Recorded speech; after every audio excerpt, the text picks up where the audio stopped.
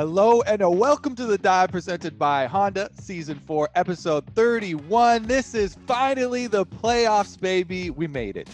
We did make it, man. The Barely. year went by. Mark's just hanging in on by a 2020, thread saying here. we made it. I mean, I feel like I'm like, oh, we made it to the end. But in 2020, it's actually like, oh my goodness, it's an actual accomplishment. Yeah. Put that on your resume. Survive 2020. The year went by fast, though. I mean, as much as quarantine sucks, I will say the split has really kind of flown by. It feels weird to think that we've been in quarantine since like spring, right? And now we're at the end of summer. We're going into the playoffs. Worlds is just around the corner. I'm getting actually really excited for playoffs. I really can't wait to see who's actually going to come out on top, because I do think that we have some legitimate threats here. It doesn't feel obvious like spring felt, which I think is making it feel very exciting. Yeah, it's always weird. Like the days blend together. So on one hand, it goes really fast, but at the same time, it also feels sometimes mind-numbingly slow. Each individual day feels slow, but as a whole, it feels fast. Is how it feels for me. I'm legitimately in this room or my bedroom or my living room. Like 90% of my life right now. Yeah. And so like the days do not stand out. It's like, oh, I finished Oathbringer today, but the other 1,200 pages just I don't know. Is this like a second read through? I thought you had. No, I just finished my first time through. It's great. Oh, really? It's fantastic. Anyways, my point is, I don't really remember when I read those pages. It's just suddenly I went from I started it till it's done. I don't know where it went. Honestly, I feel kind of cheated by 2020. I feel like I'm getting a year older, and I want this one back. You didn't experience a year though; it just went by. Did I really, make that many gains? I bet we all go back a year. I'm still 28. I don't know about you guys. Yeah, in the interest of looking back, though, since it is the end of the regular season, remember we did our dive predictions on the standings of where the teams will end up for the end of the regular season, not including playoffs. So we should review as usual. There's a reason you want to review, and I know what it is. Oh, do you, Mark? Yeah, it's because you did the best in the review of our power rankings. Kobe won the power rankings for summer split regular season. Way to go, Kobe! Congratulations, Kobe! Congratulations. Thank you. But I've got to say, I'm actually pretty happy overall with how we all did. Kobe did win on average. He was 0.8 spots off with his predictions, so did very well overall. We just scored it basically by like how many positions off were you by each team. And Kobe was like the whisperer of the stinker teams. He got all the teams at the bottom. He got the order perfect. I can see it now. Immortals last. CLG. Oh, that's really close to last, but maybe we bump him up second or last. Oh yeah. So he was nailing all of those. Mark did a little bit better than me. He was 1.2 off. I was 1.4 off. The furthest off for any individual team was Mark's ranking of TL. He had them fourth. And they obviously got first. So that was the only one that was 3 positions off. The worst all of us did with every other team was 2.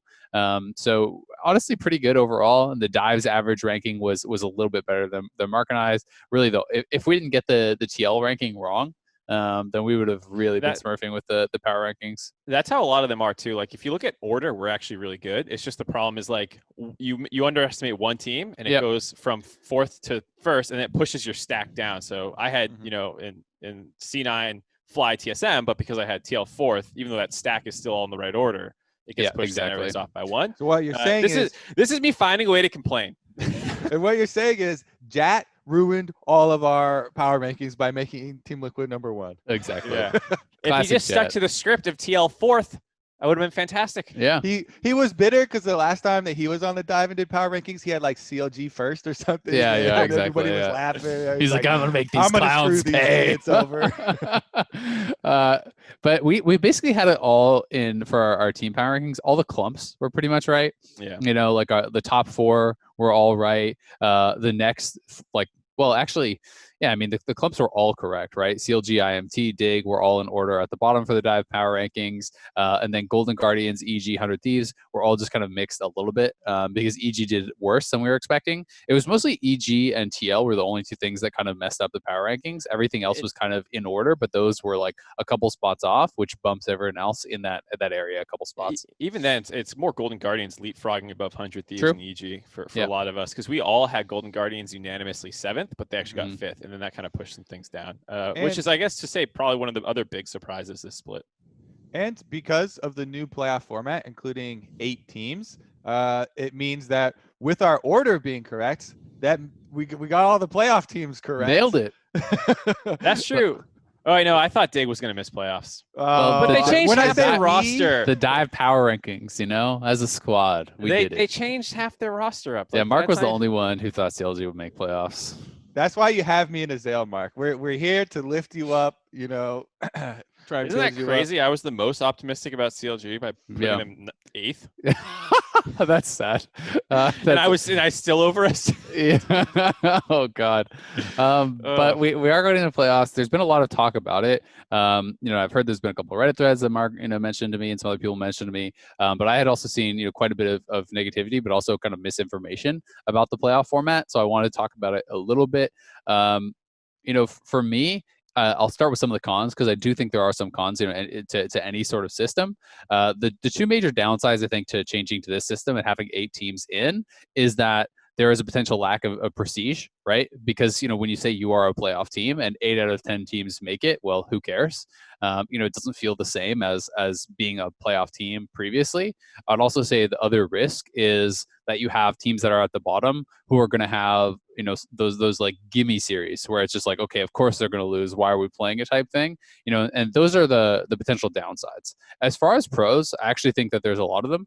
Part of the reason I think that we have the additional teams, my understanding, obviously we didn't design the format, is that, we're losing the playoff gauntlet, the world's gauntlet. So, this is like a chance for additional teams to get in there. It is, double elimination if you are top 6. If you are the bottom 2 teams that are those extra teams that have been added, it is not double elimination. There is still tremendous advantage to be seeded highly, even 6th through 3rd. A lot of people seem to understand that 1st and 2nd is an advantage, but they don't seem to understand that 3 through 6 is also a big advantage over 7 and 8.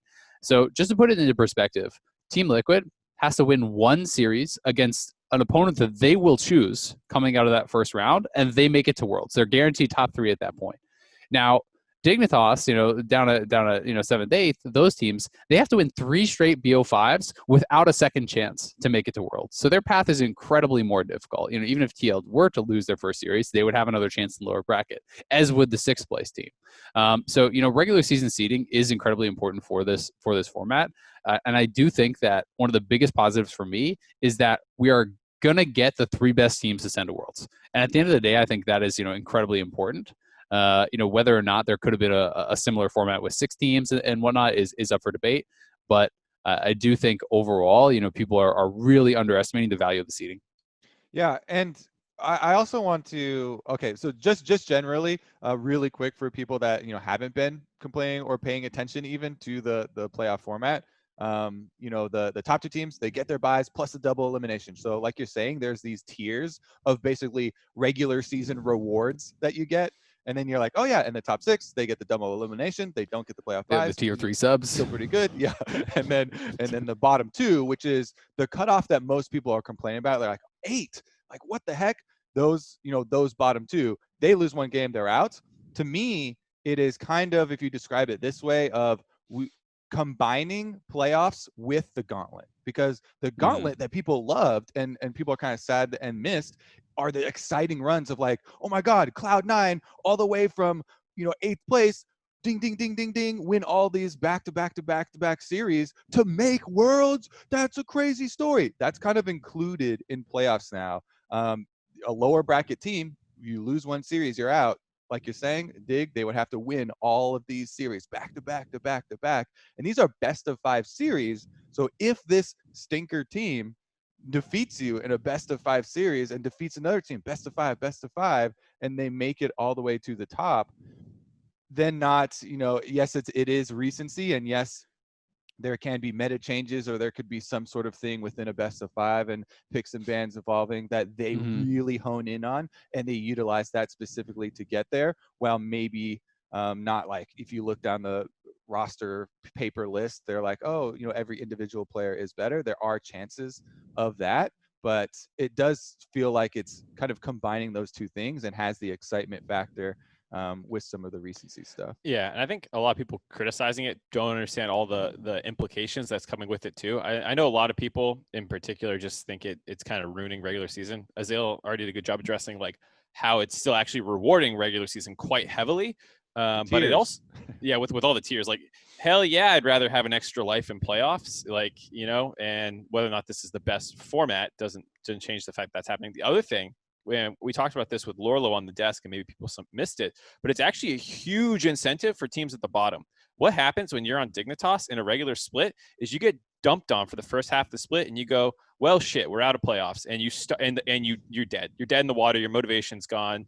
It doesn't matter. You're not making playoffs. You didn't make it in spring, so it doesn't matter. You don't have any championship points or whatever. Yeah. You know what happens now? You fight. You change your roster up. You find a winning roster and you make a late season push for playoffs. And he was saying, you know, it was a huge motivation for them to not feel dead in the water. And I totally agree about the prestige of playoffs. Being able to say, "Oh, we are a playoff team," is diminished with this, and that sucks. And I definitely, you got to change your click now. You got to be like, I'm a top 2. I'm a top 6. Or you're an upper bracket. I'm an upper bracket. Upper bracket is old playoffs, right? Everybody wants to have their click though, right? And it just feels like you want your Clisty. Yeah, but I feel like there's enough other ways to talk about prestige. Like we were a top half team that split. You know, like that's only one spot higher than what playoffs would have been previously. Now you just say that. Like we were a top 5 team. That's what I would say if I was Golden Guardians. I wouldn't say we made playoffs to split. I'd say we were a top 5 team. Yeah. It sounds a lot better. I do think at the end of the day though, they're like, you know, to like I do understand the other side, right? And when I first saw that there was 8 teams in playoffs, you know, like I was kind of like, that's too many. Yeah. You know, so I'm sure that the system will evolve. I'm sure that they'll still consider changes going forward, you know, for next year and so on and so forth. But we just wanted people to understand, you know, some of the things. And you know, the gauntlet run I always think is a really cool example. Cloud9, summer split, they were 6-12, right? So one game above where, you know, Dig and those teams are, you know, they made the run to Worlds. That's kind of one of the most memorable moments really in Worlds qualification ever, if not the most memorable, you know, with all the reverse sweeps. And also one of the least prestigious ones was, you know, 100 Thieves losing 2 best-of-5s and limping into Worlds on playoff points. Yep, can't do that points anymore. Are gone, which is one of the reasons that I actually really like that we have changed that. Of course, you could still do the old system without championship points. That is true. You know, I also talked a fair bit to actually Jonathan, who's one of the assistant. He's the assistant GM for Golden Guardians. And he is a big supporter of this format, and he was kind of talking through. You know, I think he even helped to come up with the format and suggest the format. And you know, he was talking of some of his logic for it. You know, one of the reasons that he gave, like for example, in spring, the difference between the top teams and the bottom teams in spring was so small. Between 2nd and 9th was actually 2nd and 8th was 2 games, right? So Mortals and Dig and Golden Guardians were all 8-10. You know, Mortals finished 8th. Second place was EG at 10-8. Right. So there's not always like an enormous spread between the top and the bottom. Obviously, it was much more stark in summer. You know, some of the other reasoning, you know, he was talking about some of the teams that, like, you know, are performing very well towards the end of the split and are going to miss out. And, like, you know, Worlds being kind of one of the most important parts of the ecosystem, being able to make that, right? Like, obviously at this point, EG is actually performing a lot worse than Dignitas was, you know, record wise. Dignitas is actually 6-5 in their last 11. So, you know, they are perhaps, you know, more deserving through that kind of lens of current performance. Yeah, and one of the things that I was worried about, and I did, you know, see criticism that I was like, oh, you know, that really does make sense. That can feel super bad since playoff patch is so different, if there is something in the new patch and some team just latches on and does, you know, these 3 champions really well, or knows to ban, you know, in this way, and they find a bunch of success and they make this crazy run, and the other teams that you look on their rosters and you really feel like those are better players, but they did not, you know, have the strategy or the grasp on this meta, and they feel cheated. To me, yeah, you know, I see that, but then I also think of Worlds, and I'm like, okay, if we're sending these teams to Worlds, that can happen on Worlds. That does happen where there is a patch or there is a meta change, and all of a sudden, you know, the teams coming in, all the LPL teams picking up Caitlyn. Yeah, they don't latch on to X change quick enough. They can't make a run like this. That to me was some of the magic of 2018. when we had Cloud9, make their big run, and they were like, you know what, we're also going to play super aggressive, and we're, change up a lot of what we saw, from them from the rest of the season. So even though there is a chance of like teams feeling like, oh my goodness, this team only got this late boost with the change in the meta or adapting to something very quickly, that can be a positive if we're setting them as world's representatives. I want a team that can hone in on something like that, because let's be honest, our teams going to worlds are going to be underdogs. Every single one of them is going to Say it ain't be so, a Kobe. big underdog, and we're going to need to latch on to something real quick and make something happen. We're going to need some magic, baby. Yeah, I've been watching a fair bit of LPL lately. Yeah, LPL is looking scary, man, even more so than normal. So I'm excited that we will be sending our best teams. I'm excited for playoffs. At the end of the day, if the playoff format sucks, it'll get changed. LCS, we evolve our format all the time. If viewership tanks for this playoff format, like people vote with their eyeballs in a lot of ways in this in entertainment industries. Like if people are watching it, hating it, tuning out, and spamming social media about how much it sucks, people will take note. For sure. All right, so a couple more big stories that have come out recently. Sneaky confirming he wanted to return to the LCS, and I'm going to kind of pair this with something else I wanted to talk about, because there's already the rumor mill's already chugging along. CLG dropped Weldon and Song, and there's a lot of discussion about the CLG rebuild. I think it was Crumbs actually who made this point, which I kind of like, the idea that it's like, so CLG had, I believe it was Jacob Wolf that said this, the worst overall like year total of wins of any team in this format ever. So in LCS history. So they basically had the worst year in LCS history, as far as that goes. And Crumb's point was essentially, who's going to want to go to CLG unless you can get like a big name player to be like, hey, we got this guy, and he's going to be here, so you should be too. And when I heard the Sneaky info, I was immediately like, CLG Sneaky? And Sneaky, if you listen to the interview, he specifically says, I'm not going to a shitter team. So unless like you have it would have to be the rebuild, right? Like you have to completely blow it up and say, we have a bunch of money and we are not going to be a shit team because we're going to involve you very closely in building it to not be a shit team. I feel like that's the only way you convince him, because if you go to Sneaky and you say, yo, we want you on our team to attract talent, you can't come to him with a high and mighty attitude of like, but we're keeping this system, or we're keeping literally anything. You can't, as CLG, you can't have an argument of we're keeping anything that he doesn't want to keep, because you just have no power. You have had the worst, showing for a franchise, right? Yeah. And that's why I was not surprised to see it happen quite so. I mean, I was a little surprised like day after playoff ends, the changes are happening. But at the same time, like the fans for CLG are rabid. They're so depressed about, the situation. And so making the move quickly shows like CLG is kind of on the same page, that it was not an acceptable split or year. And then Taflo had some tweets about, sounding like he was invested. So I think they're starting to make some of the right moves, at least. I'm sure there's a lot more that people are going to want to see, and even like upper management stuff that fans are frustrated at, but at the very least that they've started. And for the org side, I guarantee there's no person in any org that's ever going to be like, yeah, this is acceptable. They're either going to go the route of, this is not acceptable, we're selling everything, completely, like even the spot. Or they're going, we need to change everything else. And there's nobody, I have never met a person that likes losing it all the time or likes losing everything. It's just simply not going to be the case. I've seen some people with these like doomsday scenarios, or like, it's like thinking that there is someone that is that evil, just, wants to see the world burn or something like that. Sometimes there are like, anime shows or something where you're just like, there's no conceivable evil for way evil's sake. That this character is like that. So I'm a loser for losing sake. I mean, the only situation also no org that's like, you just don't care. We are the 10th place team. That's our brand. I mean, even if like someone doesn't care, it's usually like so far above the actual a lot of the people on the team, like the people Yeah. on the team still care. They still Oh feel yeah, terrible. So they're grinding, and I mean, honestly, like it's embarrassing, but it's also like I do feel bad for the players, in that they went on a 1-11, 1-12 streak, something like that, including the tiebreaker. It's one of those, yeah, and they needed one game to get in playoffs. How could have picked that up at depressing is any that? point. You had 12, 13 games to get one additional win. One win.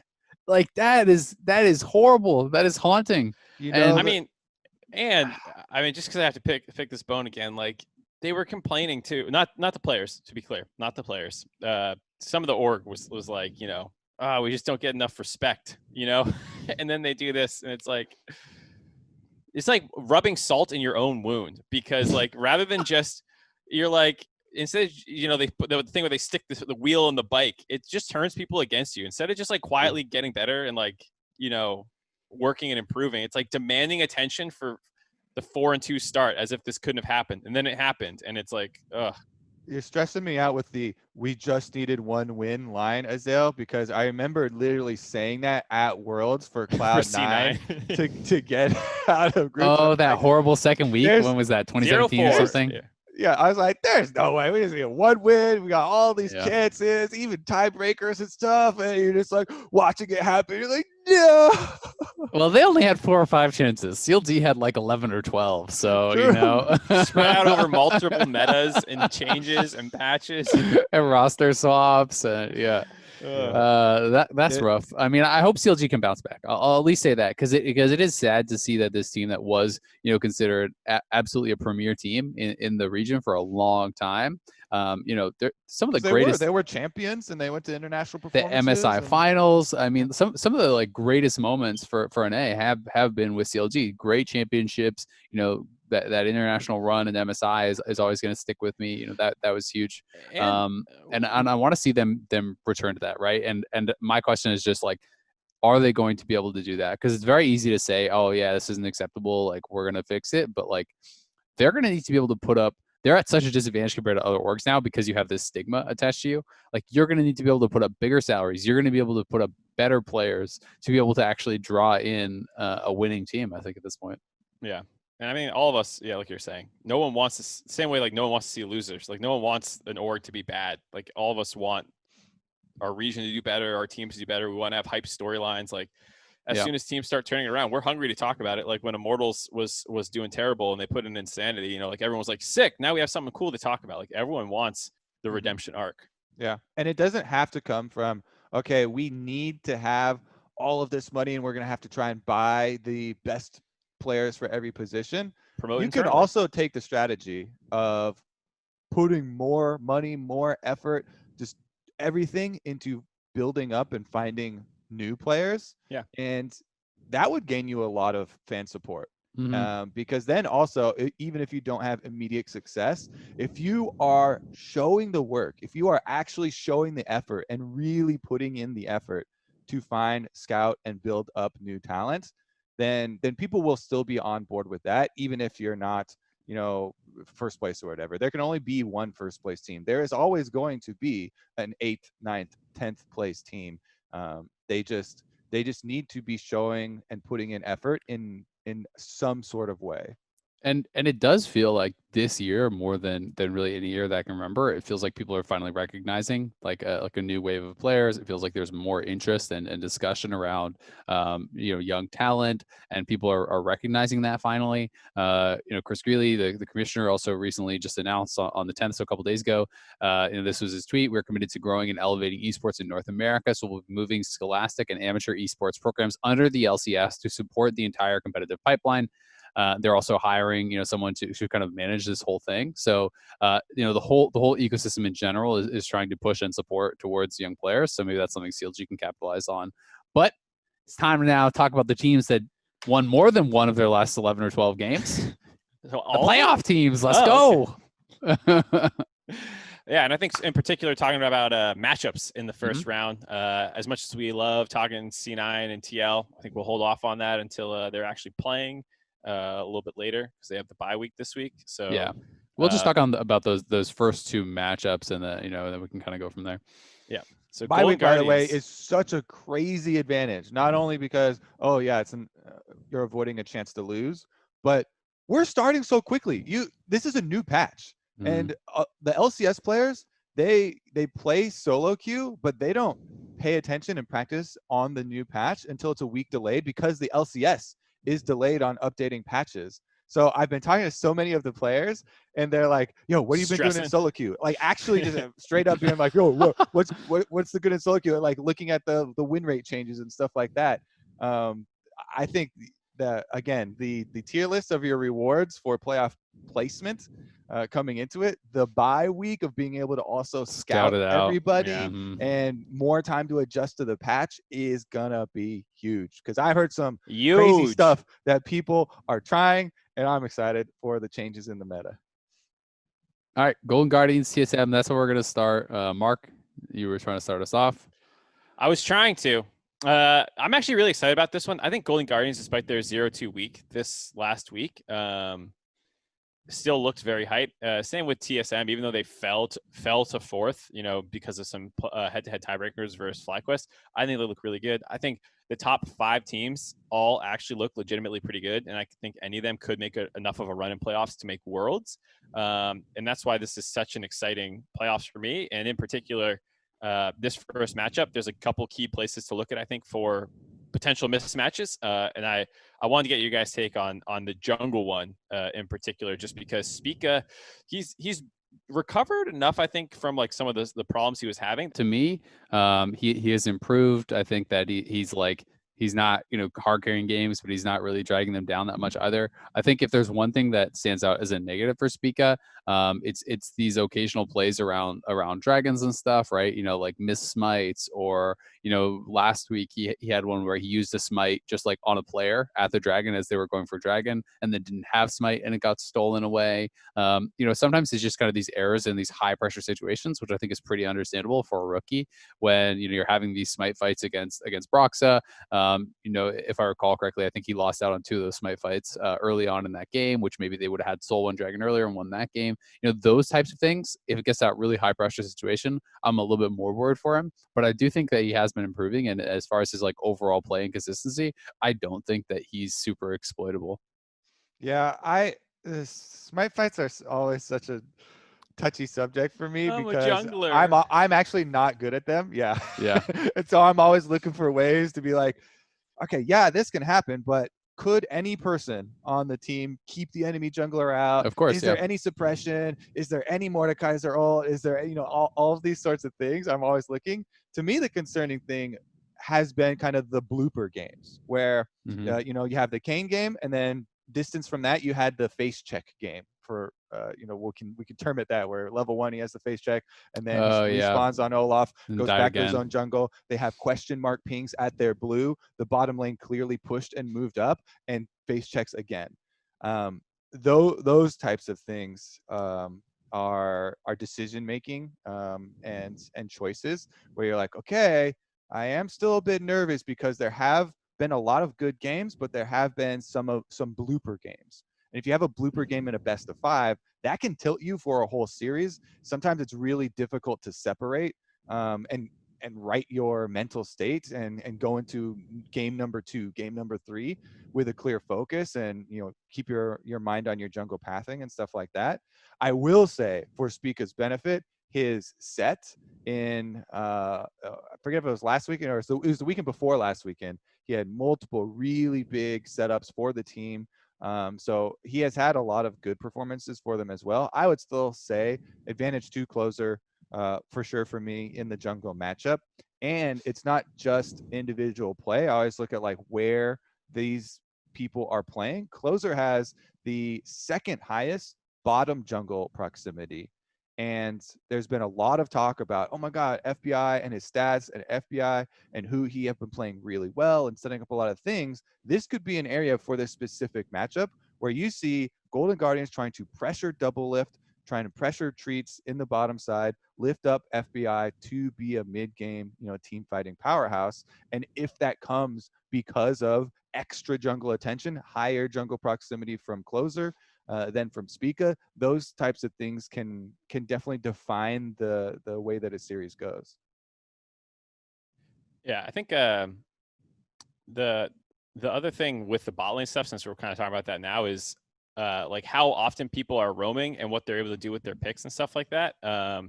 Because I mean, I don't want to get too far into the all pro voting, but I think both Double Lift and FBI have had pretty fantastic splits, all things considered. They're both also 1 and 2 in CSD at 15, so they're good laners. So someone's going to get the better of these matchups, and there was a lot of changes as well to marksman and support. I mean, 10-16 is a big patch in general. A lot of changes there.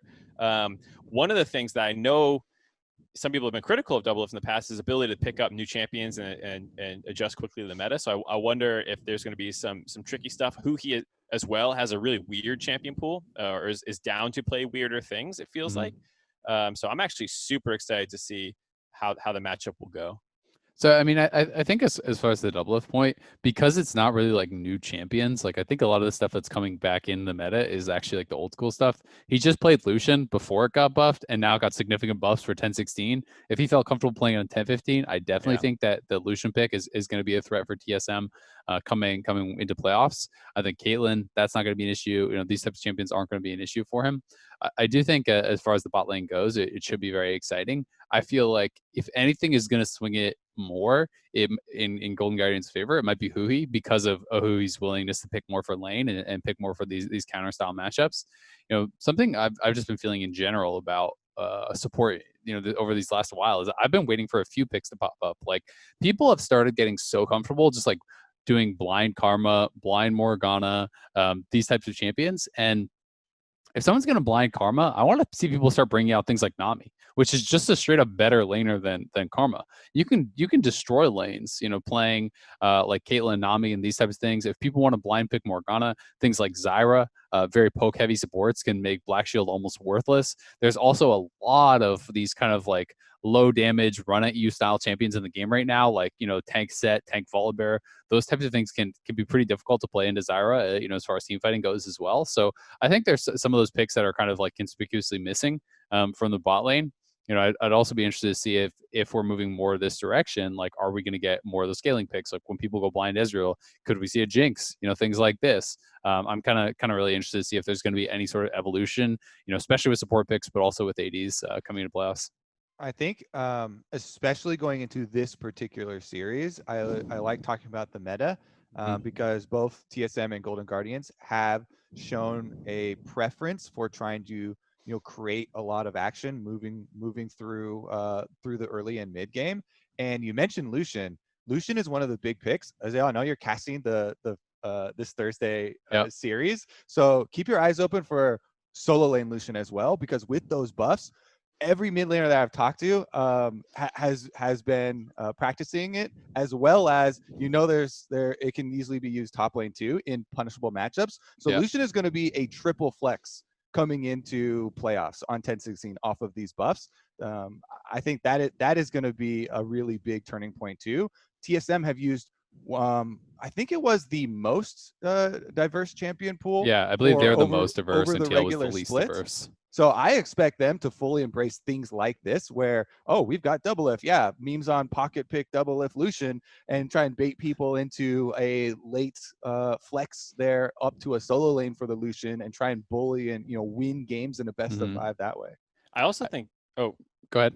I was gonna say, just in general, TSM, you see it in like large champion pools, but I think in terms of play style is an important thing, because you can find a bunch of champions to fit a play style. Like, we're gonna play tanks top, well, like Maokai and Malphite and Ornn and all these things, Sion, right?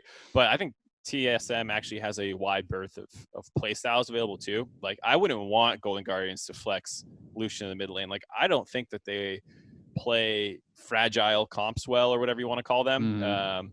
And I'd be concerned about that. I think Hanser is pretty much stuck on weak side no matter what, whereas I think TSM can put broken play a little bit more on these champs if they want the tanks, or if they want the counter pick Aurelias, whatever it is.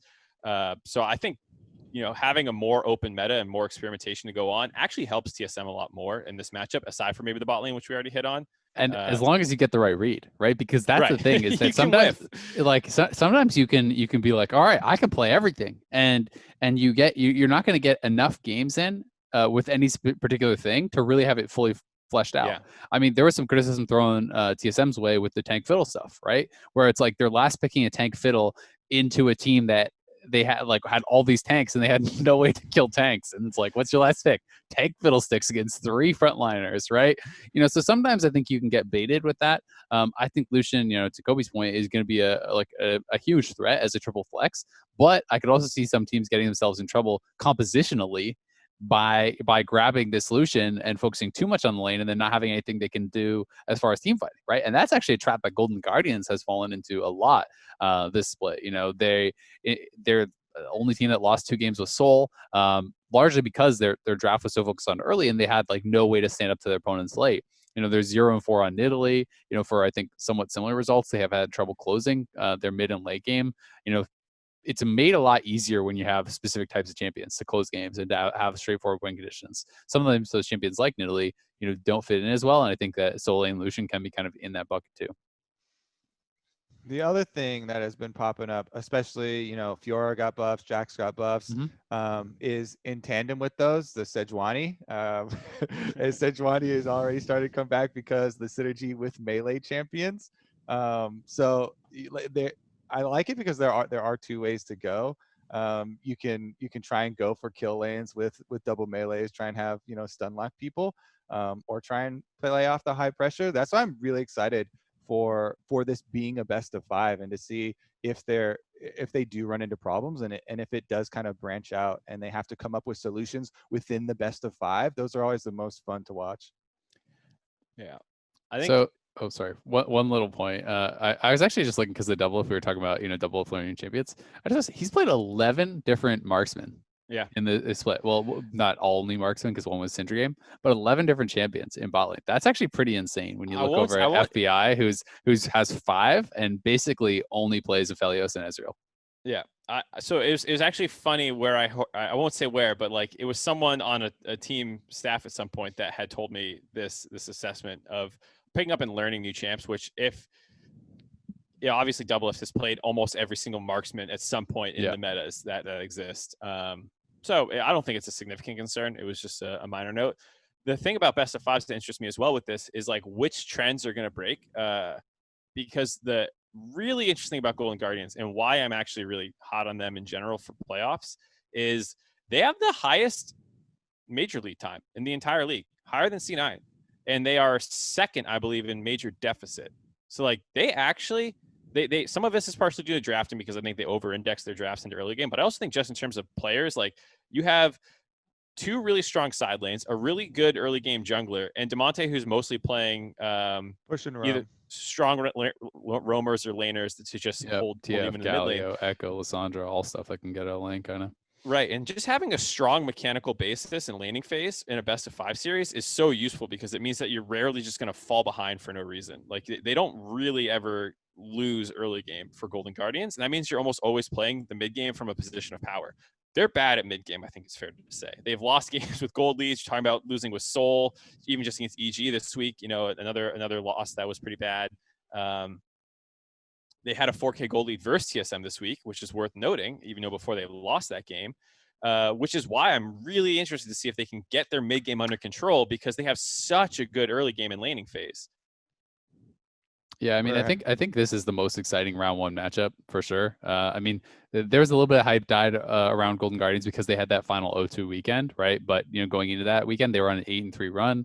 I do think that there is potential for them to upset. I have TSM still favored quite a bit. I think that over the best of 5, I do think that TSM's flexibility should help them, and I think some of the patch changes are also going to help them a lot. You talk about Lucian flex. I think that could be big for TSM, but Akali as well. I've been seeing Akali everywhere.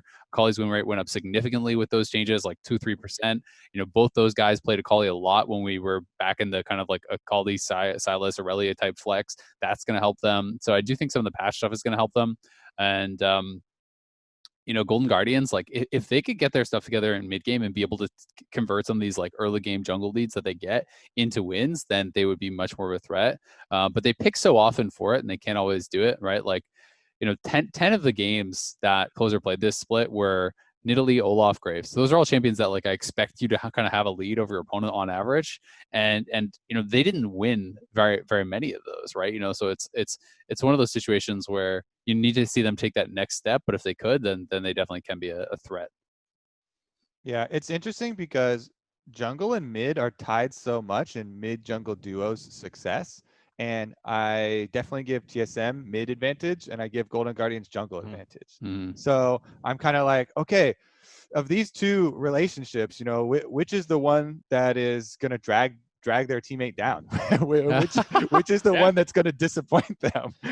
Because I mean, that's how a lot of playoffs go, is like, who's your weakest link? Who's going to break? It's in League, it's often it's not the strongest link in the chain that like carries you to victory. It's like one of your links breaks and your whole team comes apart because that's where the metaphor comes from, Mark.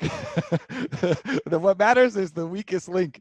I'm saying it's not like basketball. Because like in basketball, like if you have LeBron, he's going to just carry and he's give him the ball 90% of the time and just like watch him go, and he's reached finals doing that. This League is not like that, I don't think, really. Game. Yeah. you need balanced teams, and like at some point someone falters and you have to warp your whole draft to support this player because they're getting picked on or something. And that's I think what really makes it compelling in a lot of ways, is like you're trying to prod and break people in certain spots. And I tend to think that the much bigger mismatch, like I think it's more in TSM's favor, because I think Bjergsen was the best performing mid laner this split. I think he's really been crushing it. I think there's a bigger difference between him and Damonte than there is between Closer and Spica. I think Closer has been great, but his most picked champion he has wins on, and I think that for the most part, Spica should be able to play tanks and negate a lot of what Closer is trying to do. I think it's much harder to keep a mid laner shut down throughout the whole game.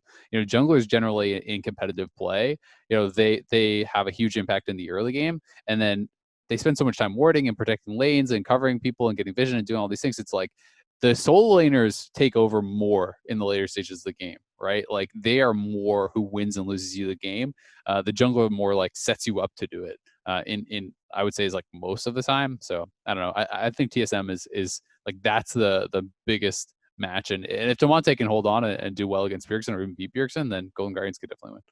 And mid lane success can easily look like over.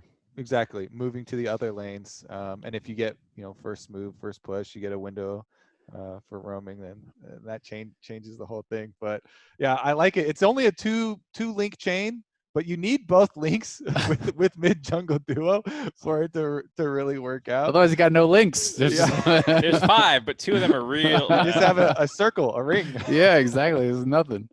Yeah. All right. So what's your guys' predictions for this one? As much as I've been hyping Golden Guardians up a lot of this segment, Game score. I still think it's favorite for TSM. I would say 3-2 though. Like, oh wow, okay. I think it's really close. I think it's really close. It could also be one of those games, or a series where Golden Guardians always wins the early game, but then just loses every game. I can still see that happening, but I think that they'll win a couple. I don't think TSM is insanely clean, and I think we didn't talk too much about topside, but Honster's been playing really well up there. I think that they'll win a couple of these games. It's hard for me in a series that's being played so quickly on a new patch. It's hard for me to predict a 5-game series, because I feel like you have such a limited amount of time, and the changes are actually pretty big, where whichever team comes out with some gems, some really good practice time, is going to have a bigger advantage. So I would go with 3-1 or even a 3-0. And I am going to give the advantage to TSM, but I do, that's kind of doing a disservice if saying the game score is that lopsided to how close or how good I think Golden Guardians is. You can give percent too. Like, what do you think? Like, it's 50-50 matchup, 60-40, if you like that too. I always like doing those kind of matchups. I might go 58% TSM. Well, that's like I've done the calculations. For a 3-2, right? I can't round it up. It's an 8. Because to me, like 60-40 is essentially saying 3-2, right? Because that like percentage wise.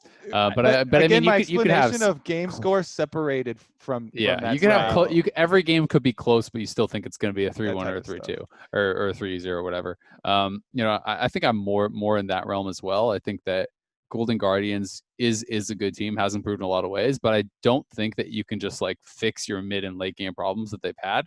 I think, converting leads has been their biggest struggle, and I think that's something that's going to remain there. Haunster is great at laning because he farms so damn well. He always has a really, really high CS numbers. He's fastest to 100 CS like every week, in our Samsung Fast 5 and things like that. But I think they struggle to convert leads. I think Closer struggles to convert leads. I think Haunster does too. And I think that's going to be an issue for them against TSM. I think that they're going to probably lose this one 3-0, 3-1. But I do think the Golden Guardians is going to beat whoever they actually play in the lower bracket. So I do still think that they're going to get their first playoff win this year. All right, EG Fly coming up next. It's so close because I even remember the recent TSM Golden Guardians game. There's a lot of funky stuff going on in that game. It's close. Let's move on though. Yeah, you're right. Lost solo kills in the mid game. All right. So for EG versus FlyQuest, this one to me is more FlyQuest sided. Yeah. And is a little bit more one-sided than the Golden Guardians TSM one, which I think kind of agree with Azil there. I am curious if they end up ever switching back to the Jizuke version with Kumo. So if we had a bet right now, would you go, I'm for sure we're going to see it. We're going to see it at least once in a best of 5. They're on their last game. They're throwing the Hail Mary. They switch them. I think at this point we're just not going to see it, to be honest. Not at all. I think that it's been too long where they haven't brought it out, where it's just like wouldn't be comfortable doing it. If you haven't played with those players in a long time. I've been kind of wanting it to come back, and I don't even know if this is a hot take, but some people might take it that way. So I'm gonna give you guys this take and see what you think. EG is the worst team in playoffs of all 8. Let me double check. I actually don't think it's insanely hot, but I disagree with it. Yeah, I think it's something that is a very fair take to have. So that this is based on their performance over the last while, right? They're 3-7 in their last 10. They have thrown together a couple wins, but it feels largely off of like it has to be some like one monster performance, right? Like the Huni GP games. It feels like there's some clear like key picks for them. And I feel like you can keep GP out of their hands, and that has been the source of 2 of their 3 wins in 10 games. I just don't feel like this team has ever really come together. Bang and Zeyzal don't feel like they're really slamming. Bang feels like he's cooled off as far as like his dominance in mid and late game. Golden Glue I think is doing all right. I think Svenskeren doesn't feel anywhere close to his MVP form. Like he hasn't felt like he's dominated any games in a while. I just don't feel like this team has a lot going for it right now. And maybe they can fix things and get it going. But based on current performance, I think this is the worst team in playoffs. I think they're going to lose this, and then they're going to lose in lower bracket probably and be out. They lost to both Dig and 100 Thieves the last time that they played those 2 teams. And those would be the 2 teams that you would have to argue are worse than EG in playoffs. Yeah. And they did have some good wins in that stretch, to be fair. They beat Cloud9 Golden Guardians, right? That was 2 of their 3 wins. Mm-hmm. But yeah, I mean, I just think that they've been struggling, and they feel like the team that has had the least clear direction. When I think of every team and how they're supposed to win, I feel like they haven't learned, like at least from outside perspective, it doesn't seem like they have moved towards any clear play style or direction other than please God, let Huni carry us. I mean, I want to see stuff like Zeyzal back on Alistar playing for team fights with Bang as your late game carry and Golden Glue being a more stable, AP control mage player from mid lane. That to me should be their, identity, or what I thought was going to be with this roster swap. And maybe there are some specifics with champions that you really have to pay attention to with Huni. I personally thought that Huni was going to be serviceable on more top laners, but man, some of the non-GP Rumble top laner games have been just such flops from him, with the Camille one, with the Kennen one. So his Karma game was kind of rough too, if I recall. It's definitely a little wobbly. Bang hasn't been doing really anything since Aphelios fell out. That's part of my issue too, is that it's like his late game carries. He had 8 Aphelios games with a 75% win rate. Guess what? He's not playing Aphelios anymore. His next most played 6 Ezreal games. He's 1-5 on that. And then he has one win on he's 2 wins total on things that aren't Aphelios, to put it into perspective. I will say that him and Zazel Callista thrash bottom lane, even though that was his first Callista game, and everybody would be like, oh my God, he only plays these 2 champions.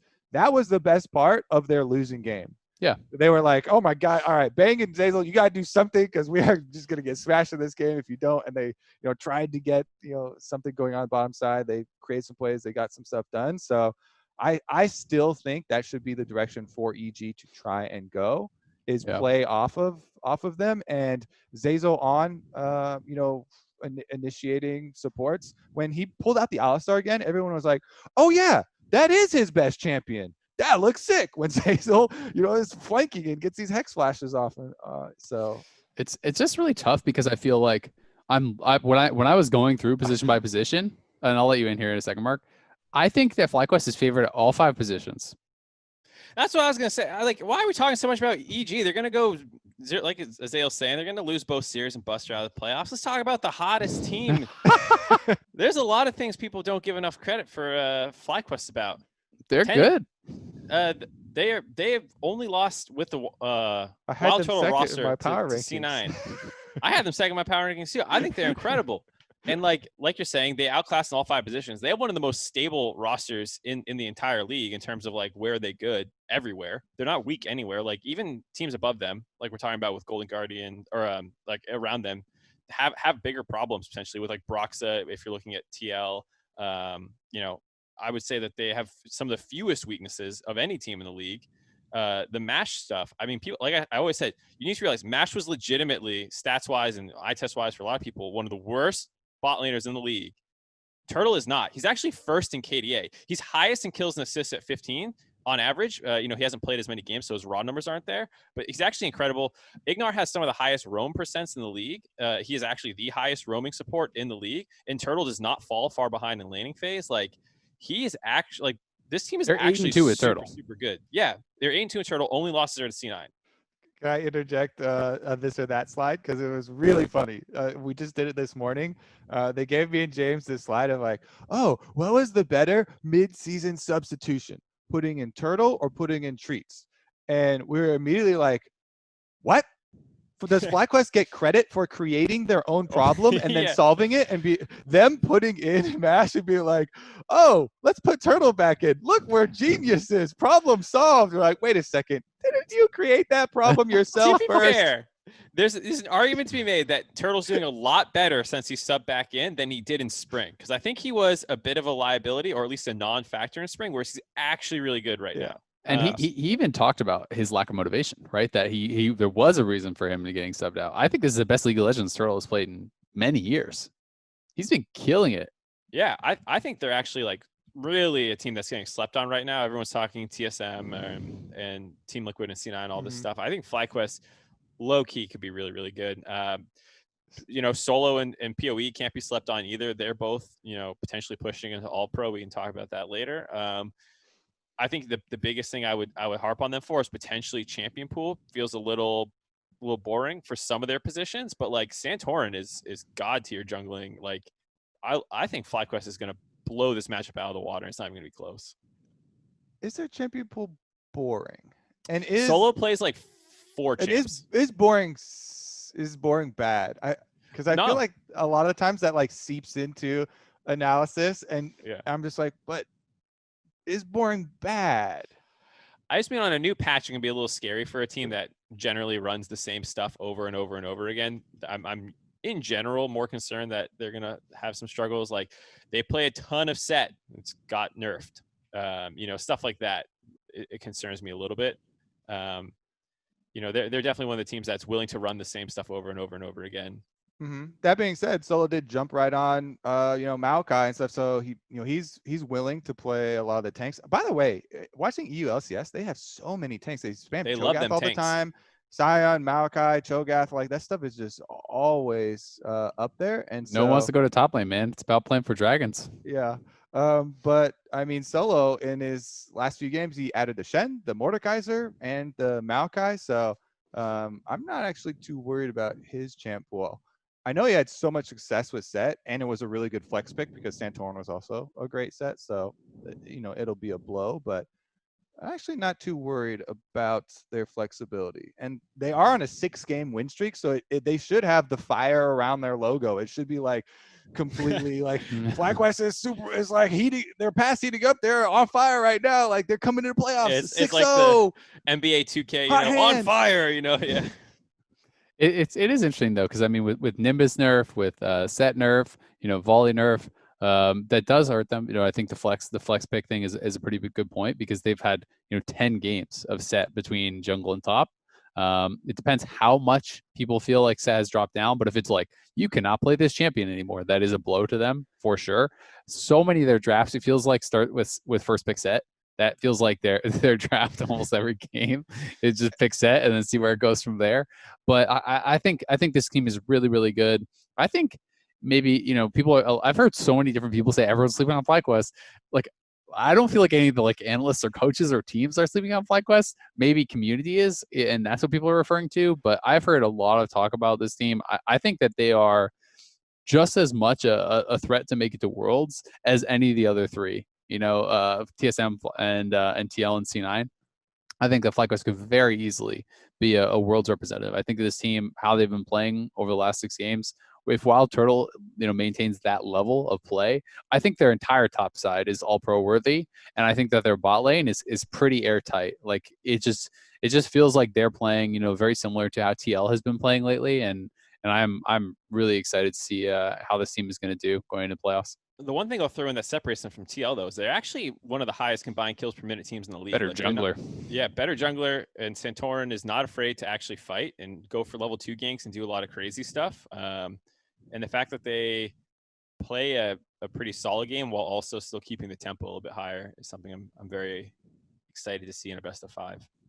I just really liked the if everyone says X team is underrated, or everyone says they're people are sleeping on this team, it's actually a really common component of human psychology. We had a class on why is it it's always so successful for when there's posts that are like, does anyone else feel Everyone, there is always someone else who feels X, right? And it's just a way of making yourself feel more unique or special. Be like, I ain't everybody else sleeping on this. Does anyone else think this common opinion? I think the team that made finals last split will do good this split. I'm a hipster.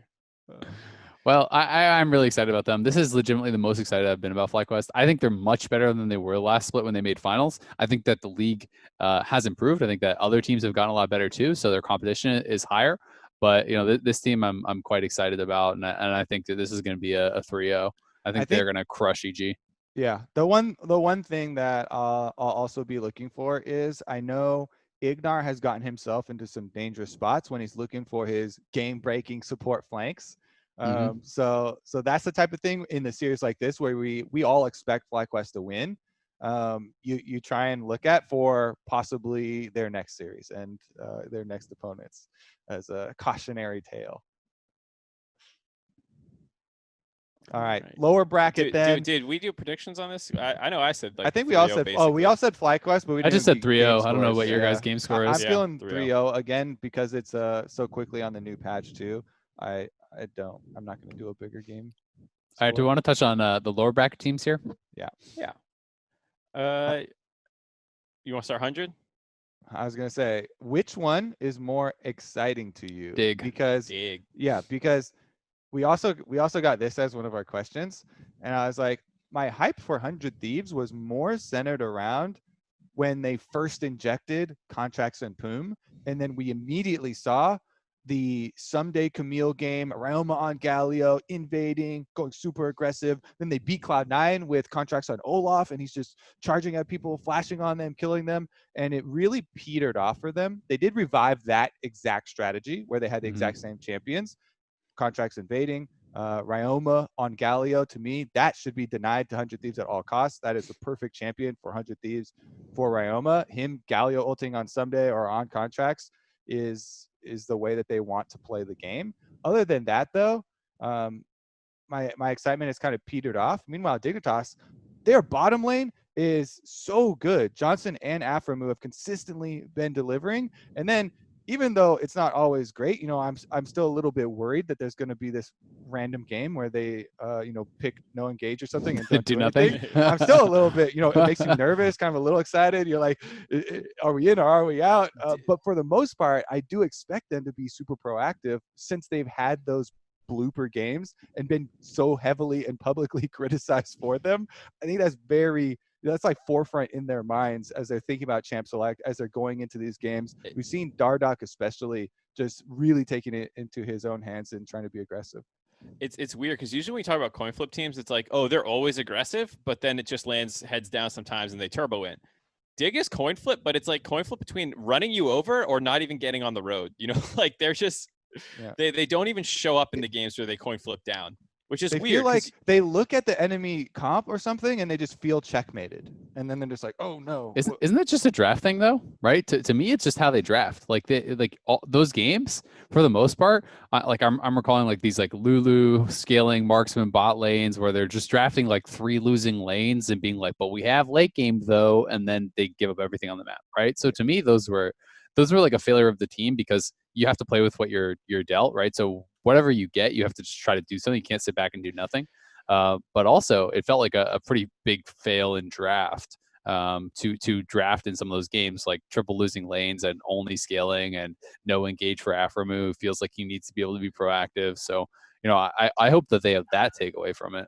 And they have kind of solved the problem of they don't need Aframu on engage, which I think is important because he historically has been one of the best enchanter players. And, when he was on CLG, even brought enchanters to the meta for MSI. And that was like one of the first times there was this game-changing NA influencing the meta.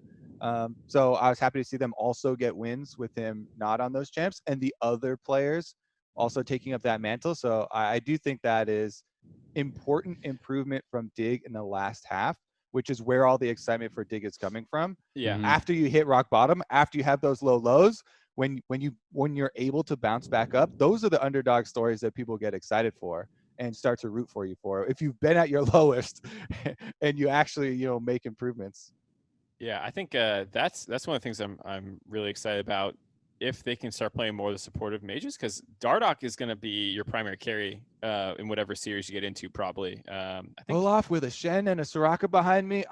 Feeling great. Yumi, whatever, it is jungle time. Karma, like whatever it is, like all those champs that are supportive usually end up helping out the jungler or a solo lane out of laning phase. Actually, rarely like to the point about like Lulu Cog or like, you're not hyper buffing the marksman anymore. You're actually going and going on whatever is most fed from your top side a lot of the time. So that's why I think it works well if they can actually pull this off, is because Johnson's on some sort of safe utility-esque marksman, and then Afro goes and combos with Dardoch. I actually think it could work really well. I think it's fine as long as if we're gonna do like the Lulu bot lane and stuff, that's gonna be a losing lane. You need to have winning lanes elsewhere, right? That's my biggest problem is that you can't just draft losing lanes across the board and expect to win the game. And I don't think that Dignitas can consistently depend upon their solo lanes to win the lane, right? That's one of their biggest issues, and that I think is like the glaring weakness, is that it's like Viper can have some really good games. I think his Camille game was great. If he can add that into the mix and be a push threat, that's great. But I don't think you can consistently depend upon Viper or Phoenix to win their lanes. They're going to have some good games and they're going to have some bad games, right? So if you take away a guaranteed winning lane from your bot lane by drafting, really defensively and passively and stuff, that is always my biggest concern, is that it's like you could still end up in a situation where it's like Dardoch is in a strong position, but everyone's under their tower, so now he can't invade or gank, right? And that's kind of, it felt like what happened a little bit in some of the other series, so that's kind of my big concern for them. Question. They're guaranteed to play loser of TSM Golden Guardians, right? There's not reseeding. I do believe it is the loser of a specific match. Yeah. Yeah. So I think it's TSM Golden Guardians, because EG is more likely to lose as the 6th seed, which then would go against 100 Thieves, who's the 7th, whereas the 8th would play the 5th to make it the bigger discrepancy. Assuming Golden Guardians loses, which makes me a little bit sad because I don't think Dig has a great chance for his TSM or Golden Guardians. I think that they're better than EG right now in a lot of ways, and I would love to see them play, but I don't think it's actually going to work out in the bracket that way unless they can Unless they're just really on fire, right? Yeah. Like, because they do have those players that, like I said, it's like Viper can have an incredible game, Phoenix can have an incredible game, Dardoch can just run a whole series if he's really on. I wouldn't bet on it, but I do think that there is always a possibility of an upset. You know, for 100 Thieves, my concern for them is definitely that it feels like they have such a clear one way to win, and it feels like there's going to be so much focus on that playoffs. When I think back to spring and 100 Thieves, you know, there was more hype around them coming into playoffs in spring. And then, you know, what happened kind of with Someday, there was like, you know, the big argument, oh, Someday should have been first All-Pro over Licorice. He got to play Broken Blade. He got to play Licorice in playoffs. It didn't really work for him. I think that teams are going to be very ready for Someday. I think he is clearly the most person, like the person that you're going to prepare for the most. You're going to focus bans on him. You're going to try to counterpick top, get him in 50, like, you know, stable matchups or losing matchups. And I don't think that 100 Thieves can win a series unless Someday can run it over. They haven't shown me that they have enough different threats consistently to actually take 3 out of 5 against anyone, really. So that is my kind of concern for them. That I think it's going to be such a focus on Someday, right? And it just didn't work in spring and playoffs, and I'm not sure if it's going to change now. I'm trying to do some quick napkin math. But if they're against EG, they could beat EG. Exactly. I just wanted to say yes, except if we look at the actual possible opponents here, I feel like EG could lose to anybody. Mm-hmm. And I think you already said that you think EG is the weakest team in playoffs. So you obviously feel the same way. Yeah. So that very well could, happen. What would you guys call Renekton more? Because Renekton's like a really versatile champion. Would you call him more carry or more like It's more carry. It's a carry champion. Yeah, but you also still fall off. He's truly a bruiser. We have a term for that. Yeah, but I mean like so if you look at carries, and it's because the itemization is so good now for bruisers, Bork, Death Dance, Cleaver, Sterix, all of these things are so good. They've elevated Renekton with being able to snowball effectively to a point where mid-game, a Renekton flashing on your carry, like the Renekton is also a carry. Like that person one-shots you. So Renekton in Italy is really popular right now, too. He's a more fearsome bruiser than a lot of the other bruisers, I guess. Right, but he's not like a win con in a lot of ways when you talk about like carries, like a Camille or a Jace maybe, or even Wukong, Gangplank, a lot of those kinds of things. Like it doesn't really feel like he fits in that bucket, but he doesn't really fit in the Ornn. Like I feel like he does. I mean, I think he's a win condition in your early mid-game team fights, right? I think that when you're fighting around 1 and 2 items, I think that he can just win you fights at Dragons. If he gets on top of a carry, to Kobe's point, he can just kill that carry and then the fight's over, right? I think that when you're getting to like the 35-minute, 40-minute fight for Soul where you're even, then yeah, he's not worth as much, right? He starts to really fall off. Yeah, and it depends on the setup with the rest of your team too. Like if you have other ways of enabling him, like you have a Bard ultimate or something that can catch people, like you actually are not going to fall off, because the build path is actually so good now. The reason I brought it up is because his Renekton's 1 and 4, or excuse me, so 25% win. It's one game out of 4 games. But then he's 2-0 on Camille. He's 2-0 on Gangplank. He's 1-1 on Jace. 1-1 on Wukong. So like the more carry-oriented stuff, like they actually have a really high win rate in. And it's like both Camille games, they also had Galio. Like, those are Camille Galio combo games, and I'm like, you also have to remember those other picks. I think they are better for him, but they're also more situational, and that's part of the problem, right? You can't just blind the Wukong. You can't just blind the Camille, and that's often where some of these teams get into trouble. Is but in you the can draft. blind Jace and you can blind Lucian, and so like I guess what I'm going. I would not say you could blind Lucian. You can flex it and then potentially end up with a top. Like on blue side, it's probably going to be. You know, it can be more of a power pick. It can get countered, of course. And I'm not saying there's no counters, but like you can get strong winning matchups still on blue side by doing things like this potentially. And that's our hope, right? But if all the first phase bans are going towards Someday, right? If every game is like Jace, GP, and whatever, and like Lucian, if it's really a threat for flex, you know what I mean? Like that's where I'm like, damn, 100 Thieves, what do you do now? Yeah. And I hope that they have some stuff up their sleeves, and it's not going to be a lot of tank games and stuff, because it's been shown time and time again that they don't have enough carry threat, I think, elsewhere to get it done. Ryoma has had good series. Like he had a great TSM series last split, but then he also has stinker games, and you can't really count on that in a best of 5. Poom is really inconsistent.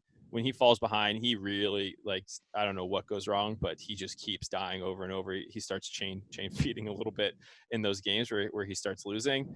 Contracts feels a little hit or miss, and Cody has not been the late game insurance policy that he had been in previous splits. So that's why I understand that he's a great tank player and sometimes comp needs tanks and stuff, but you're not going to realistically win a series if he's not your primary win condition that you're kind of all inning on. I don't think. I think Maybe you can beat EG otherwise, but the other teams no. Yeah, maybe. And the thing is they have a long run to make if they're going to make worlds, right? It's going to be difficult for sure. But on the Poon point, I think that it was really interesting seeing the stats, and essentially the stats were like, the difference in like in the amount of deaths he has when they're winning versus when they're losing are pretty astounding. And I think that's something that's going to come with experience. I feel like he's probably playing too similarly around how he's getting vision when he's behind versus when he's ahead, and you just can't play the same way. It's so difficult to know where you can be and where you can't be when you are losing, because you're the person who has to walk forward and put yourself at risk to get vision, which is causing him, to get a ton of deaths. We also have to remember this guy has barely been playing League of Legends for like any time. He's played League of Legends for like a couple years, and within like a handful of months, he like went from like 100 Thieves next to Academy to LCS. So I do think that that's something that can improve with time, because playing for vision and competitive is nothing like it is in solo queue. That's not something that you can train for in the same way. Yeah. Also, support champion pool heavily determines your KDA, in my opinion. If you're playing a lot of Nautilus and stuff, and like you basically only go in, then that's going to be effect. He actually hasn't played a ton of Nautilus, but I remember specifically his one Nautilus game. It was recently. 0-9. He racked up. Yeah, he must have racked up double digits real quick in that game. There was also the Core JJ game where he got picked on. Like KDA and losses and wins is always super different. It's kind of like course, it's more of like a obviously it goes. But it was like lower. a shocking. It was a shocking one. So like this is not like some surface level like it's like no, he was super different in wins and losses, and you can watch it in the game too. Not an indictment on the player, just like in a playoff series that's happening in 2 days or 3 days. It's a big concern. But yeah. Yeah. All right. Well, we talked a lot about Dig already. We talked about their bottom lane, obviously, as we've been doing for quite a while. And I'm excited to see them in playoffs, even though it is, one of these bottom two teams. Any thoughts there? I feel like we can get to our Honda MVP section. Yeah, let's move it. All right. So, because the all-pro ballots are going to come out first for our Honda MVP section, we can talk about our Honda MVPs of the pro ballots of first all team LCS. Yeah. That came right off the tongue. That's smooth. Perfect. That's a good segment name right there. I'm sure they're gonna love that. I want that on the lower third, taking up the entire screen. Kobe's Honda's MVP section of All Pro, where his MVP is the All Pro for this team. So All Pro voting, I would say this is the hardest I can remember it being. I felt like I was snubbing someone at basically every position. Maybe it's gotten easier for me to snub people then, because maybe you're just heartless. Maybe you're just dumb and you didn't realize how close it was. No, I felt the same way. I was snubbing people, but when I looked at it, I was like, crushing dreams. Who cares? Screw him. Yeah, screw that guy. So why don't we just start top? We can move our way down. We're not going to go super in depth here because we are going to have more kind of in-depth discussion once it's all revealed. But for me, top lane was tough because I felt like there was, for four pretty obvious candidates. I was looking at Licorice, Someday, Solo, and Impact. Yep. And those were the four for me.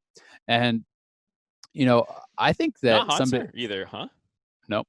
I didn't have him in there. So for me, Haunter, I think, has played very well, and I know again statistically he's really good at laning. I just think Haunter really struggles to convert his leads into a meaningful impact on the game, and that's my biggest takeaway from him. I think that because he plays weak side so much. I don't know. I mean, he has. Just curious. I mean, sorry to derail this whole conversation into Haunter already, but I was just gonna say he has really low jungle proximity. He's often taking his stuff. He's early. A great laner. Yeah. I mean, I think he plays team fights well a lot of ways too. I think Golden Guardian's entire problem is their mid game. And so how much is that is Haunter? How much of that is their shot calling, their their drafts, it's hard to tell with them. So that's what. Yeah, I mean, throw him in the mix too. Then there's five, right? That's and why then, it's and so there's hard. 3 spots. I mean, I did consider Haunter. He was the one that felt the most easy for me personally to eliminate.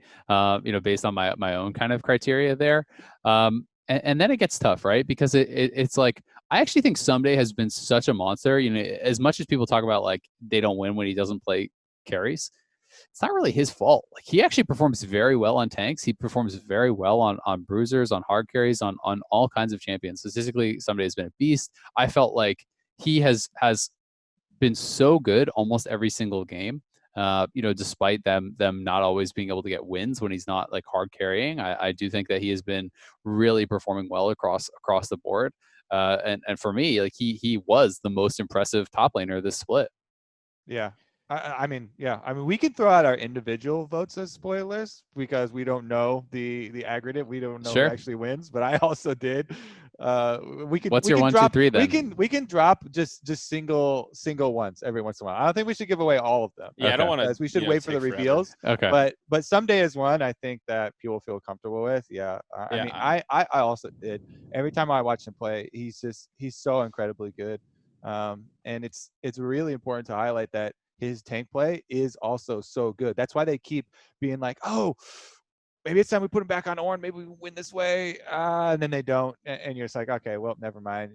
Can we push him to be like, we pick him only the shy champions and try and have a. I mean, give him like Bjergsen, put him on TSM or TL or whatever, right? And all of a sudden everyone's just talking about his tank play and how damn good it is. It's like you need to have people carry the game. He doesn't really have that right now. And I'd also like to say how rare it is for someone who's on 7th place team to be like getting votes like that. I think it's really difficult to stand out when your team is not doing that well. Yeah. I actually had a Licorice above him. I think Licorice, a lot of the guys on C9 had, C9 in general slumped in the second half of the season, which puts a sour taste in a lot of people's mouth. I still think in the early game and a lot of the, more individual parts of the game, a lot of the C9 players were playing fine in a lot of ways. And Licorice was still really good. And he was kind of the sole bright spot. He did have that game versus Broken Blade where he got messed up. But that game aside, in the second half of the split, he was actually still really good. And so he was insanely dominant in the first half and still good in the second half. I still had to put him first. To me, Licorice is the best with minion wave control and also with a lot of the flanks that he finds.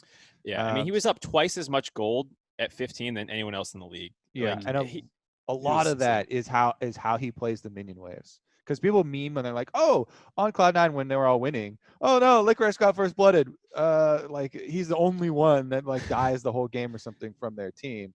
But I think he has been put a lot of thought into leading in solo kills, all this stuff. I think he's a beast, right? Like, and for me, putting Someday first was not supposed to be like a condemnation of Licorice. It was more like, holy shit, Someday, you played so well with a team that I think, is nowhere near the level of Cloud9. I think Licorice has been amazing. I also think Licorice was, had the huge benefit of playing with Blabber and Niski, who play for this like go to side lanes and attack style. And I do think that helped him. I think he's incredible too, and I still had him, up there. We're not going to reveal all our votes, I guess, but like, well, now that we're I have second. I have Licorice second. Him out. I'm like, do we all have top 2 the same then? As much as we're like, well, it's so hard. I think the snub is the harder one because I think we can agree. Did you have Someday second then? I had Someday second, right? Okay, so I think I had Solo third, and I didn't think Solo would get an All Pro, but I felt like he deserved it. I think that he has been so solid. I snubbed him for FlyQuest. I was going to go ahead. I'm just gonna say like I think him and Impact are both different. I think Impact to me stands out because his team fighting is so good, and I think his map play is really good. I think his laning is worse than Solo, and I also think that Solo in some of the situations that I see him in is put like at such a disadvantage, and feels like even when he is being targeted and focused, he seems to be the best player at not ever becoming a liability, and not ever like becoming, like put out of the game, no matter how much he's getting targeted. And that's something that's really, really impressed me with him, is that he's just so stalwart. And I feel like he is kind of giving me some of the like, past Impact vibes with that. Like, and I've been really, really impressed with him. But it was a really hard decision for me between those two. I had an easier time cutting impact than solo. I thought impact was really good. He actually led in solo kills. I might say solo kills with 15 before with Licorice, but impact was closet really good. Like his Mordekaiser would get a lot of kills, and when he did play those kinds of things, and he was playing for the team, obviously. But I felt like he wasn't super consequential in their wins, which is something that I care a lot about. Really? Yeah, I mean, I thought it was good, but like, So did you go Haunter then? I went Haunter, yeah. Okay. Yeah. Oh my! I respect it. goodness. So we have three on my different face. third teams then, because Let's Kobe just definitely keep. went I impact, want to right? talk more about impact though. Yeah, because go. That's your boy. I feel like he did get snubbed pretty hard. Then I mean I put him on. His especially I was going to bring up his Mordekaiser play because that yes he was on an island, but he legitimately won them several games by himself, flashing on DeMonte's Jace, the one at Dragon, like getting them out of a game where they had a pretty rough champ select, and there were very few ways for them to win that game at that point, and he makes the hero play. But there haven't been a lot of top winners that make the hero play to win you the game. Plus, then I'm remembering his Shen games basically won them those entire games as well. So there are a lot of games won by impact for me, which I didn't say for a lot of the top winners, even though all your candidates are really good. And I also had I really wanted Solo on there because I was in the same mindset where I was like, he's going to get snubbed. Solo deserves some representation up there.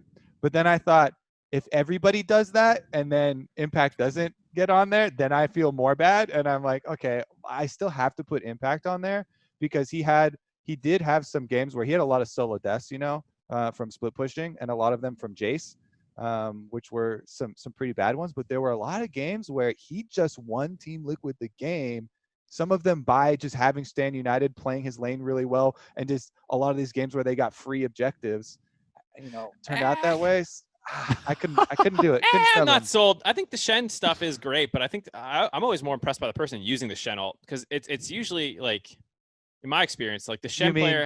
The person receiving it? I mean, yeah, the person receiving the Shen ult is the one. Because the one using it is the one pressing on. Sorry, I'm the one who's calling for it and stuff like that. Because that's the Shen player. Their job often is to listen to the call and decide if it's worth it or not. And you can be pretty adamant, and then at that point, it's pressing R and trusting that your teammate's calling for it at the right spot. You do have to be careful about getting interrupted sometimes. I totally understand that, but like Jensen playing aggressively with Azir and shuffling in and getting the Shen delivered is more impressive to me than the Shen, and that's why I think my counter to that is that the most impressive part of Impact Shen is not his ultimates, has been his laning, his trading. He did have a 7-0 Shen game. He had Yeah. one really beast Shen game I could think of. But did you see his barrels? It was like barrels were Shen's kit, and he was popping broken blades. It was broken blades. Yeah, I know. GP. He's no. I know. Notoriously, I can't even speak. I brought that up at Champ Select, and I was like, Yeah. "Oh, wait a second, though." The thing I'll say too, but regardless, his trading versus everyone else, like I think it was Deus, like he absolutely dumpstered him. Yeah, that was like the 7-0 game or whatever. Oh god, wow! I can't believe he clapped Deus. Listen, the problem with Impact for me is he had a lot of games where he screwed his team up. He inted a game top lane with that gank, the way he played the gank. He picked Mordekaiser into losing matchups sometimes and lost his team games earlier on in the split. I think a lot of Team Liquid lost 3 games, so understand I'm speaking pretty. It's a very limited sample size. The 3 games they lost often kind of Impact's fault. At least 2 of the 3. I'm struggling to remember the 3rd game they lost. But 2 of them were directly his fault. And so I think he's on a great team with a lot of great players all around him. And he is also one of those great players.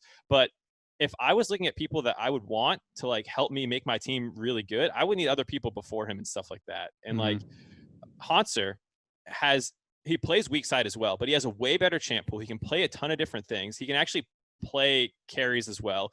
He doesn't ever really get jungle help. He is often still getting a CSD lead. He's the 2nd highest in the league. He can play Kennen games. He's won on GP, Jace, Karma, Sion, Volibear. He's lost a lot of games, but he's also experimenting with Kale and stuff like that.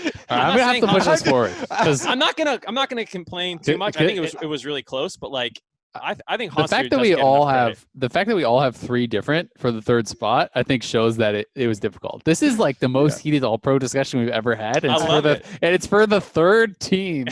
And it's I was just waiting for Mark to finish so I could pull from the much bigger sample size and use his same arguments. Give But me to your core point- JJ, dude. And Jensen. Yeah, to your point, Azale, though, I'm glad that it turned out this way because of my thought process of like, oh, but I'll feel the other person will get snubbed, but then if we all do that, then I'll feel bad that I didn't have Impact, and so I'm glad they all think got Impact 3. will make third team is They all my got 3 feeling because representation. I do think that name recognition matters a lot. I don't think it should, but I think that the truth of the matter is players and teams and stuff aren't always even watching the other games, and they feel more comfortable, voting for people that like are established. And scrims as well. Like this is something people don't realize. Hanser Players, is established. By the way. Oh, sure, but I think to Azale's point, like a lot of people on teams don't go into big stats dives. They go based off feelings, and a lot of times that's influenced heavily by how someone performs in scrims and stuff. That's like I was talking to Jet yesterday, and he was saying like he had to do his award ballot, or maybe it was 2 days ago, I don't know. But we were talking, and he was basically saying like, there's no way that you can't be biased or have your opinion formed based on the scrims, right? Because he looked it up. They had played, I don't know what it was. They had hundreds of scrims, 300, 400. I can't remember what the number was, but a lot. And it's like, if you have played 300 or 400 scrims or whatever, and you watch all those, and then there's 18 stage games, right? And you're not even going to watch all the stage games because you're usually practicing and preparing and stuff during those. So it's going to be largely based off scrim performance for a lot of team voting. Whereas ours, we don't watch those. Right, and that's why it is still good to have different bases covered by different pools of people, because players and coaches are going to be influenced by scrims and their own team experiences. They're not going to know that this player popped off in this game or against these other players the way that we will, but we won't have as much insight on how playing against that player feels in laning phase and stuff, because we're watching a mini map zooming all over the place and things. So like every experience is going to be biased in different ways. Yep. All right, we got to move on. Yeah, we got to move on to jungle. So this is one of the easier ones for me. Was it? Yeah. Okay. Let's hear I mean, it. the order might vary, but I think the top 3 are pretty clear. Santorin, Closer, Blabber. Yep. Yeah. Those are the 3 I think as well. I think there maybe are some arguments. I know again Closer is really good statistically. I've been hearing more arguments towards the end that like his stats are somewhat inflated by like all these Nidalee games, but he's never winning on the Nidalee. Does he still deserve it? Like, is he overrated? This kind of thing. I actually talked as well with some coaches and players that were of the opinion that like Closer's pretty overrated.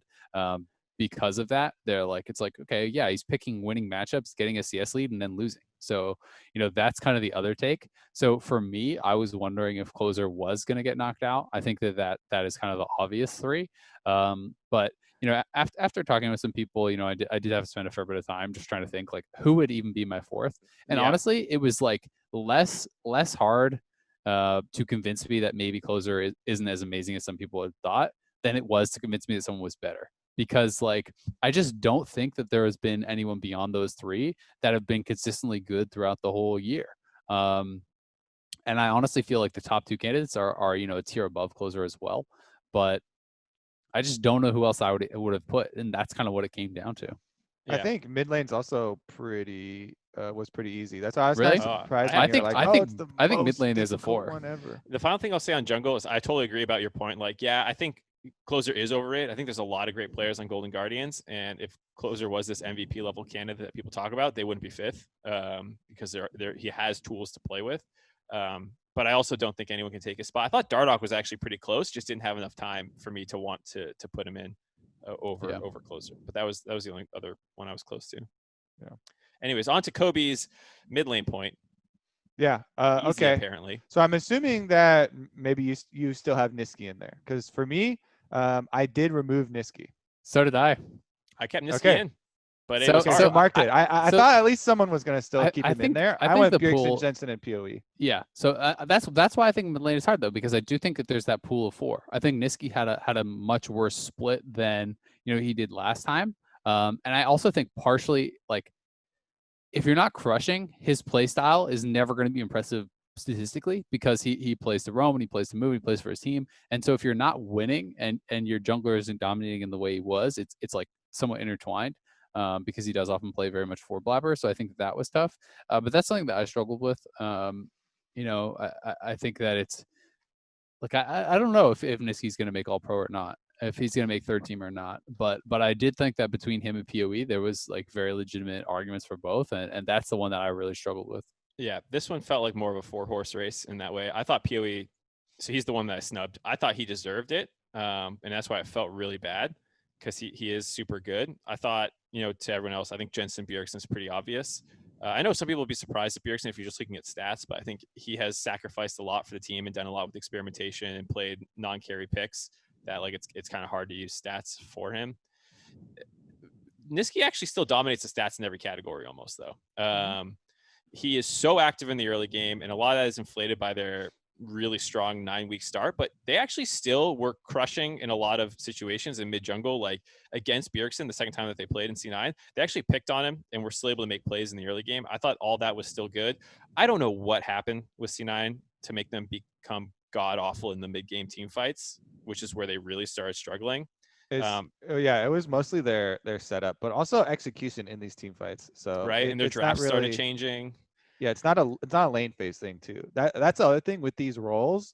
I wasn't just looking at lane phases or at early games. It's full game.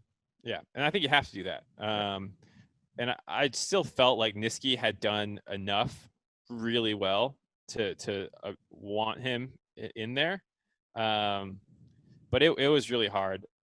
I think the thing that really got me was some of the proactivity and moving around the map and trying to get things done, even if it doesn't always work. Like, he's such a team player, whereas I felt Power of Evil less so.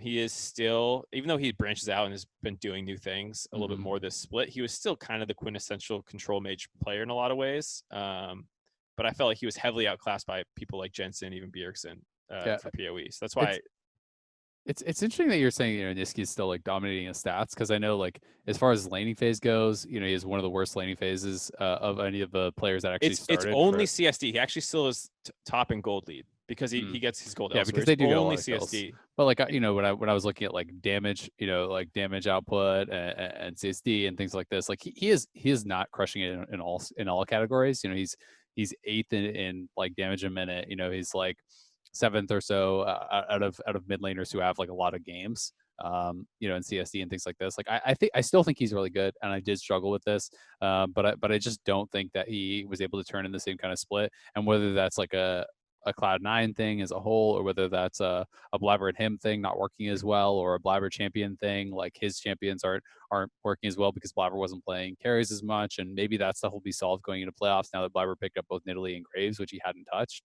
And I was really happy to see him do that. But this was another tough one for me. Maybe, I know, Kobe, you said you didn't really struggle with it. Got him. Screw him. top and mid out of the 3 that we did, I kind of was agonizing on those for quite a while.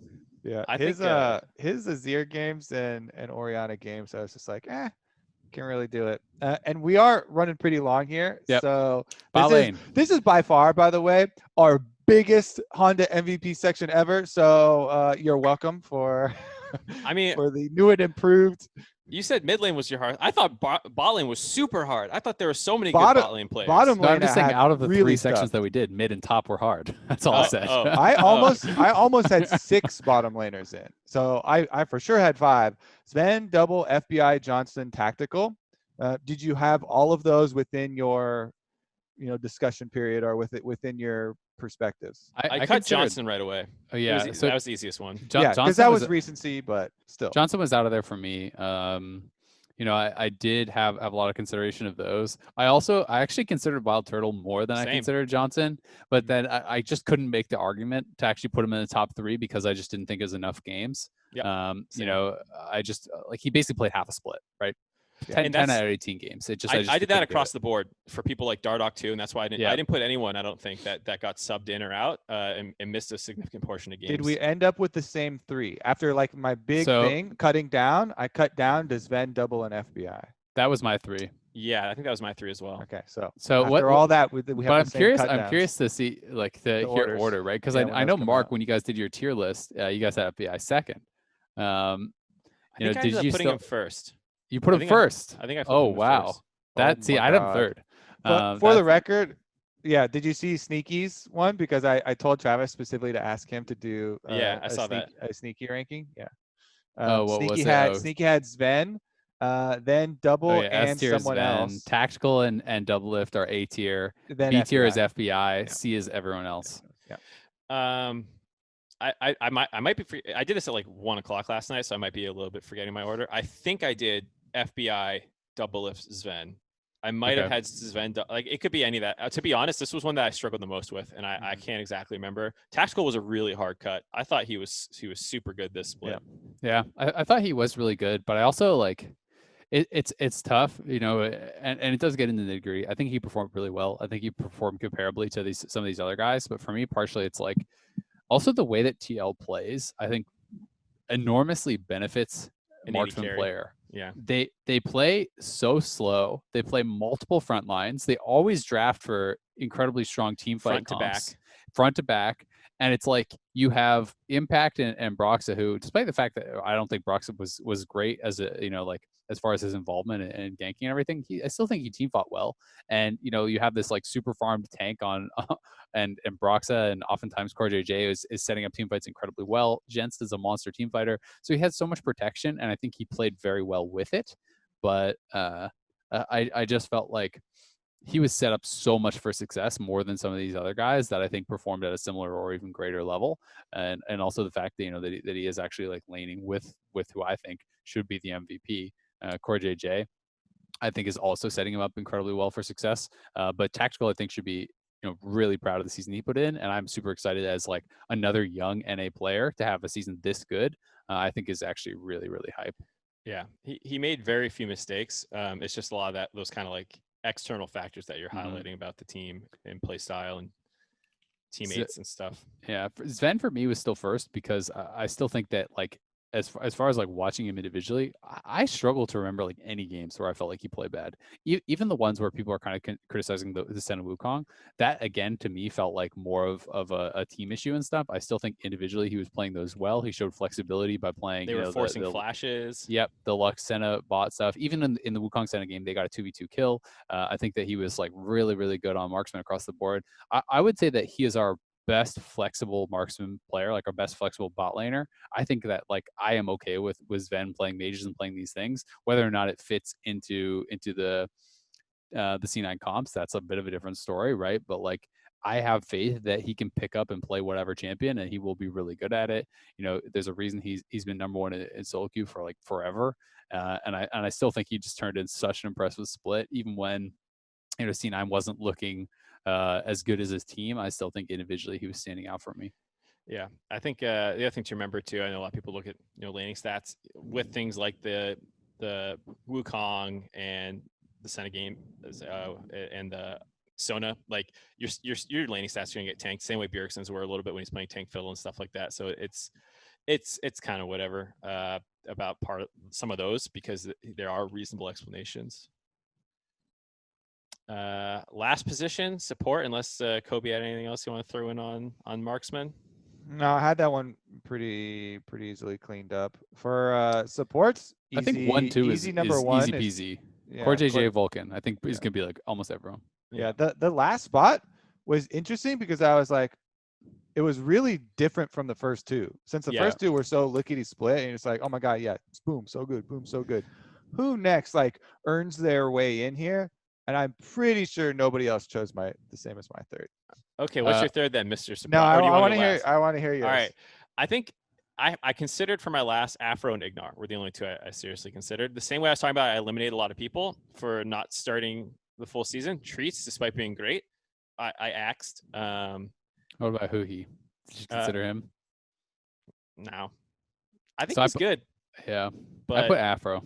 There were. It took Huhi a while to get to the spot where I had him in there though, and part of that was in this split. So I was like, I still had Ignar. So so Ignar was my third. I did end up putting Afro in there. Yeah, that's what I had to. Yeah, I think Afro deserved it. Mhm. You know, for some of the like, you know, we talked about Poom earlier and how difficult it is to play from a losing position as a support and to not just int it up.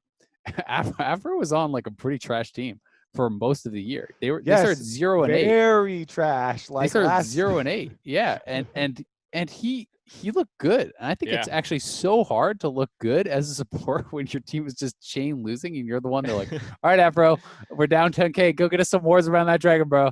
And you know, he was managing his position really well. He was And responsible for a lot of the carry games, and him and Johnson as a duo in like every game where Dig was losing, you're like, but maybe they could win though because their bot lane's doing well.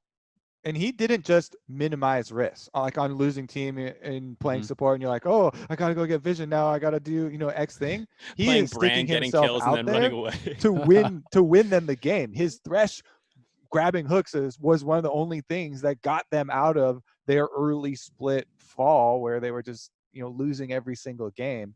So that to me was one of the big things. I was actually surprised that Yeah. that you also had him up there though. I think he was one of the only other candidates. I still went Ignar because I think there's a small window where people really start disliking Ignar because I think it was Vulcan had an interview where he criticized him going for hero plays, which is a fair criticism, and I think it holds up. And I think he was laning with Mash and was starting to struggle to have the same influence and would fall behind in games because they were almost always getting smashed in lane and all these kinds of things. But I still think he was pretty good in those games overall. And then when Turtle came back, he was fantastic. I mean, he's all over the map. He's still the lowest in duo proximity. Like he's always leaving lane to try and get things done. He's highest in first blood kills and assists combined at 15.